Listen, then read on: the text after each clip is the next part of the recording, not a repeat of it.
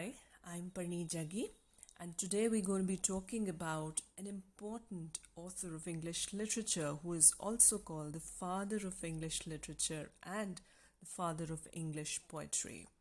Now, we know Geoffrey Chaucer as the first English poet who is still read today with the new English that we have. He is widely considered as the greatest English poet of the Middle Ages and is best known for his book, The Canterbury Tales. The whole book we're not going to take up here, but we are going to take up the important part of this book, the prologue. The prologue is the beginning to the Canterbury Tales. So let's know a little bit more about Geoffrey Chaucer. Chaucer, born around 1343, was a medieval English poet, writer, philosopher, best known for Canterbury Tales, which is still a masterpiece of world literature. Now, we know him for other books also, like the Book of the Duchess, The House of Fame, The Legend of Good Women, and Troilus and Cresside. And he is seen as crucial in legitimizing the literary use of Middle English, when the dominant literary languages in England were still French and Latin. So we see he was born around 1340, 42, 43, not sure about the date, up to 1400. He was born in London, most likely again around 1340s, because the exact date and location still remain unknown. Now, when we look at his family background, we see that his father and his grandfather were both London winemakers. So he belonged to a family who were professional winemakers, and several generations before them had even been merchants in Ipswich.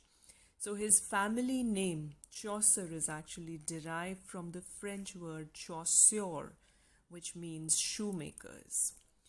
So the first of his life records appears in 1357 in the household accounts of Elizabeth de Bourgh, the Countess of Ulster, when he became the noblewoman's page through his father's connections. Now we know his father was well connected in society, and so he got a job, a kind of an apprenticeship to this royal lady.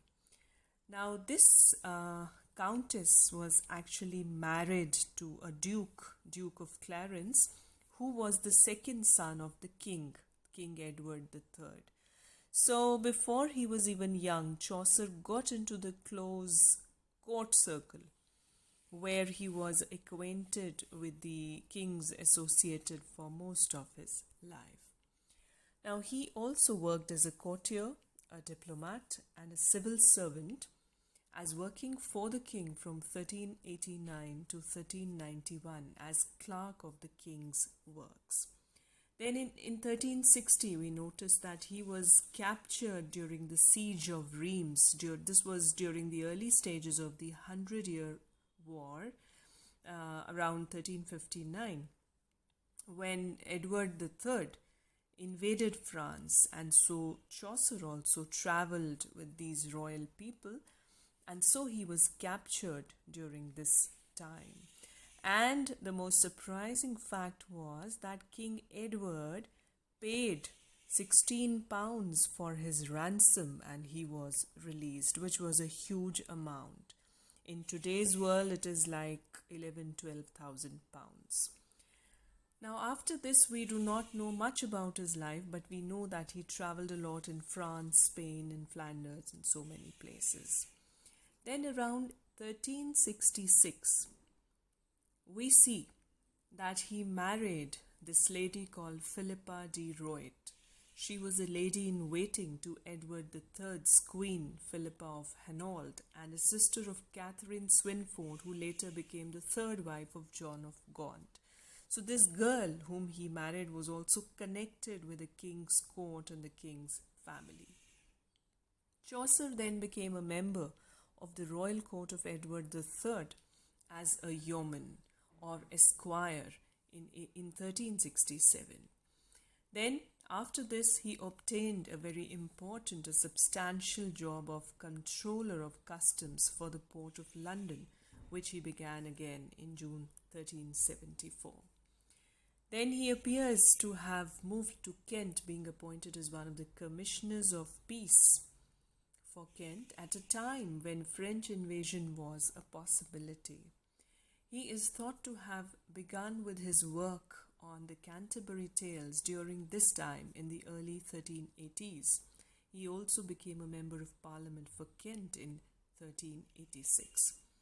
Then in 1389 he was appointed the clerk of the king's work again. Richard II, now the king, granted him an annual pension of £20 in 1394, which was a huge amount at that time.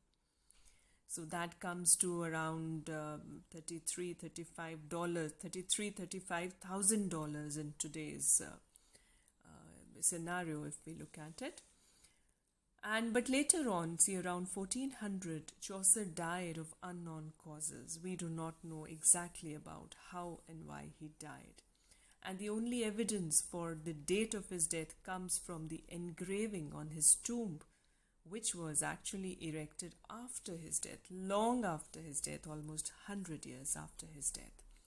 Chaucer was buried in Westminster Abbey in London, as was his right owing to his status as a tenant of the Abbey's close. And then in 1556, hundreds of years later, his remains were transferred to a more ornate tomb, making him the first writer interred in the area now known as the Poet's Corner. Now, his importance is not just that he was born in that age, but he still holds significance for the simple reason that he was the first person to legitimize the English that we are now using as modern English. And secondly, he portrays the English society of his times in his works. Some of his major works were The Book of the Duchess, an elegy for Blanche of Lancaster, who died in 1368. Two other early works were Annalida and Arcite and The House of Fame. He wrote many of his major works in a prolific period where he held the job of custom controller for London. His book Parliament of Fowls, The Legend of Good Women, Troilus and Cresside all date from this time. It is believed that he started the Canterbury Tales in the late 1380s. He also translated Boethius's Consolation of Philosophy and The Romance of the Rose by Guillaume de Loris. Eustache Deschamps called himself a nettle in Chaucer's Garden of Poetry. Such was his aura.